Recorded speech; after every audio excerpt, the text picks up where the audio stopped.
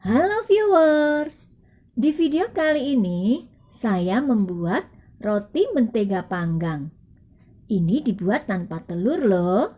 Saya juga cuma butuh waktu 5 menit untuk menguleninya. Tapi rasanya crispy di luar, lembut di dalamnya. Nah, kalau kamu pengen tahu apa saja bahan dan bagaimana cara membuatnya, yuk tonton videonya sampai selesai. Tapi jangan lupa subscribe, like, dan share ke teman-teman kamu.